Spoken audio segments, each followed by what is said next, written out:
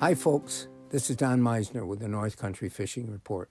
You know, one of the things that I've really stressed a lot lately is soft plastics in your fishing, because it doesn't matter. Even I think if you're fishing trout in the streams, I think there could be a great role for some of these little bitty soft plastics, like what you see from Z-Man. These little Ned rig type size baits could be used for trout, and I think they could be very effective. Berkeley Gulp.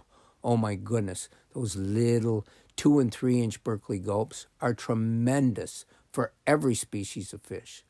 But I've talked in another report about putting tails on the back of jigs or chatterbaits or so forth. So how do you determine what tail to get? But I think even more important than that is, what do you do with these tails once you buy them? And I talked before about how different types of plastics can react with each other and just cause an awful mess. But I'm noticing it more and more. I have a tackle box where last year I concocted combinations. I took living rubber jigs and I added tails to them. And it was my way of getting ready to fish for largemouth bass in the late summer and the early fall. So once I was finished with the fishing, I left them all in the tackle boxes together. I thought they would be fine. And the other day I went down to test some of these to see what they look like. And I noticed that the plastic tails, by being in the box for so long, were all squinched up.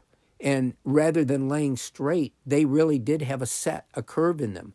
Well, when you put that in the water on the back of a jig, it can even cause the jig to roll around in the water.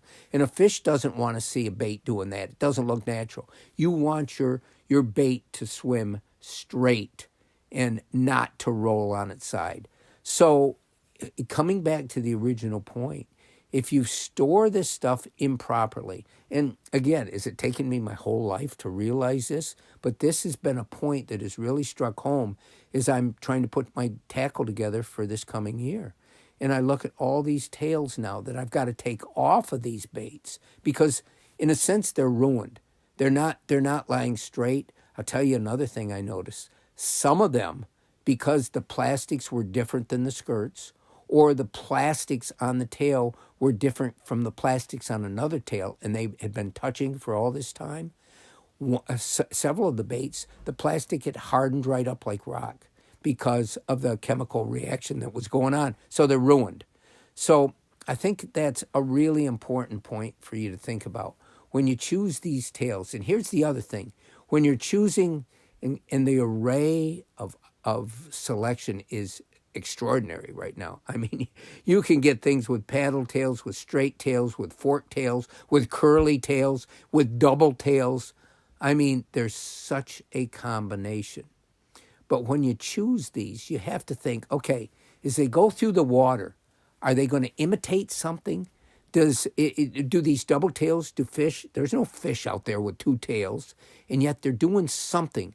They're creating an action that maybe the fish will hit. But I also have been testing some of my crankbaits, and I got this new crankbait that has a pivoting lip on it. So I'm thinking, okay, that's interesting. How is it going to work? And I took it down to the water, and I started reeling it, and that bait had such dynamic, erratic action. Well, wow, that is really something. But I'm wondering, what is the fish going to think? Is it going to see that bait going side to side, almost in an extraordinarily exaggerated motion? And is that going to say, "Woo, this thing is crazy. I got to eat that"? Or is it going to say, "Wow, this thing doesn't look normal. I don't want anything to do with that"?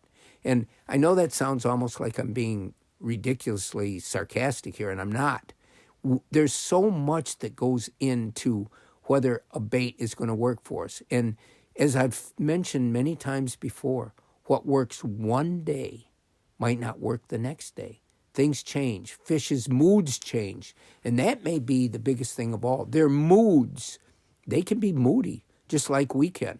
And so one day they want something going straight through the water, not making any commotion, not making a sound. The next day they might want something that rattles like crazy or that wiggles like crazy. And I think being aware that nothing is perfect all the time, and that maybe it's good to try these different things, but maybe it's important to realize that one action may not be the cure-all for everything, and it might be important for us to realize that things are constantly in flux. Until next time, folks, this is Don Meissner with the North Country Fishing Report.